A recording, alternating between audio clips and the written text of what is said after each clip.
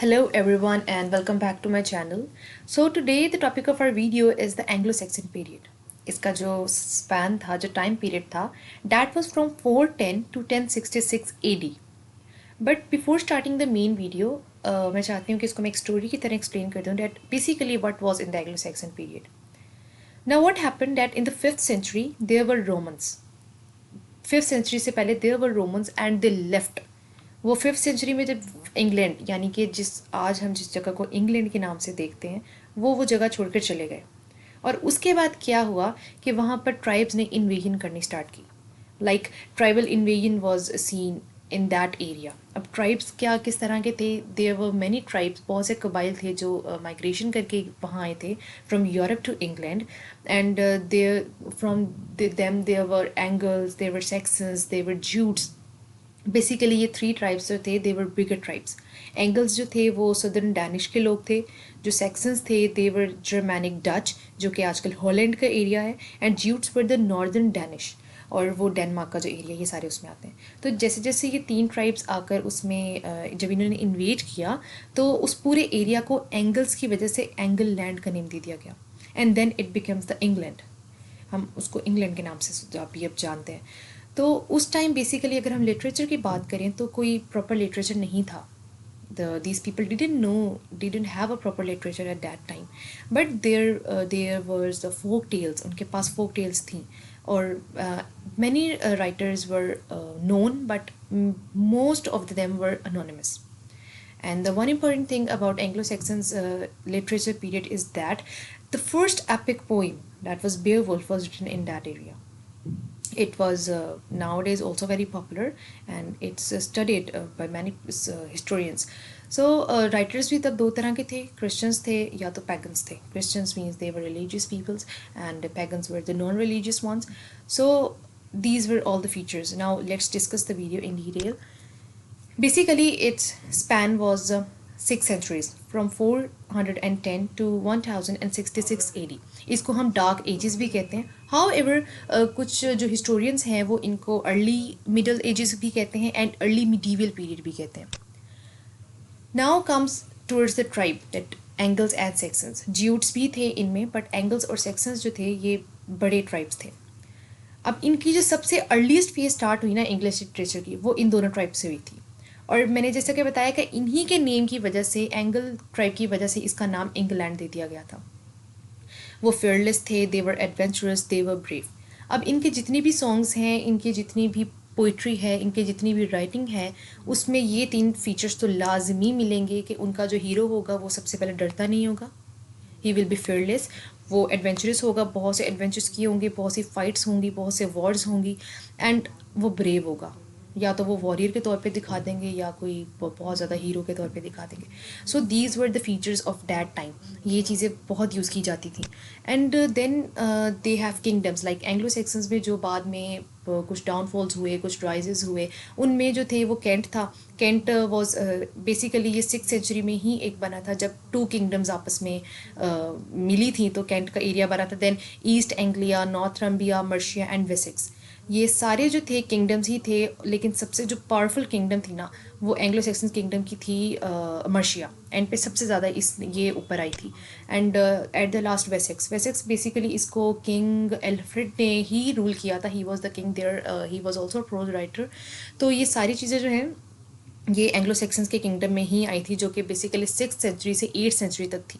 It was a kind of history of them and they also faced many threats, external threats like Britain जो था उसमें बहुत ज़्यादा attacks होते थे पैगन रेडर्स के from what was the name Scandinavia, जिसको हम आजकल डेनमार्क कहते हैं. सो डेनमार्क उसमें शामिल है, हॉलैंड है. So these were all the kingdoms. Next we have Anglo Saxons poetry. वैसे तो ये बहुत बहुत पुरानी बात है, लाइक ओल्ड इंग्लिश पीरियड है ये ब्रिटिश का. बट अभी तक उसकी जो कुछ चीज़ें हैं वी यूज़ देम. लाइक तब यूज़ होती थी 2 फिगर्स, एलिट्रेशन थी और कैनिंग्स थी. जो एलिट्रेशन थी वो रेपिटेशन थी, like the repetition of the first letters of the sentence in one sentence in or in a one verse. Like there is a sentence, problem is not a problem if it solves a problem. Alliteration of P.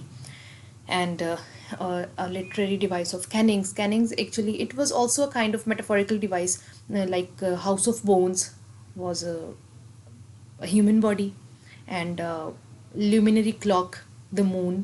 तो ये सारी चीज़ें जो थी वो तब भी use होती थी, वो अब भी यूज़ होती हैं।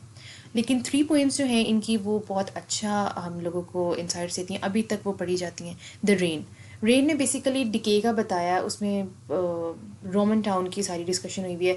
Then Beowulf, it's a kind of story, एक बहुत अच्छा जी हीरो होता है गीट्स का जीट्स का, सॉरी, और वो मॉन्स्टर्स के साथ लड़ता है and then he killed them, और एंड पे द बैटल ऑफ मेल्डन, ये भी सारा उसी हवाले से है, लाइक इसमें ब्रेवरी को ही डिस्कस किया हुआ है। A major portion of poetry is religious. Actually, at that time, I have told also that there were two types of writers, one Christians and one pagans. Christians ने ज़्यादातर जो poetry की that was religious. Pagans writers basically कौन थे? और दो important figures थे, एक तो कैडमन, एक सिनेवुल्फ। अब कैडमन जो था वो important था, उसने लिखा fall of man, how a man is born, how death occurs and folk tales, इसने इन सब चीज़ों को डिस्कस किया। And as far as Cynewulf is concerned, तो इसने बेसिकली रिलीजियस वर्क जो है वो ज़्यादा लिखा। बट इसकी एक बहुत ज़रूरी इसकी बुक है, सॉरी वर्क है, डैट इज़ क्राइस्ट। उसमें इसने बहुत ज़्यादा रिलीजियस चीज़ें एक्सप्लेन की हुई हैं, बर्थ ऑफ द जीसस और इसकी सारी स्टोरी टाइप।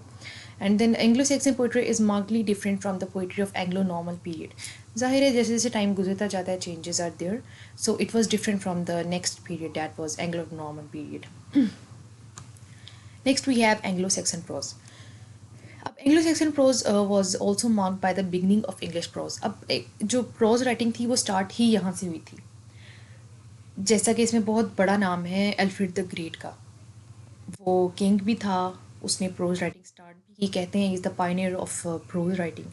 वो उसने ज़्यादातर जो उसका वर्क था वो रोमांसेस पे था, पोइटिक सर्मन्स उसने बहुत लिखे। तो ये सब कुछ एल्फ्रेड द ग्रेट ही उसका नाम आता है हमेशा जब भी प्रोज राइटिंग की बात होती है। Okay, so Alfred the great basically हम इसको ग्रेट इसलिए बोलते हैं क्योंकि इसने वाइकिंग्स को डिफीट किया था बैटल ऑफ एडिंगटन में 878 एडी में।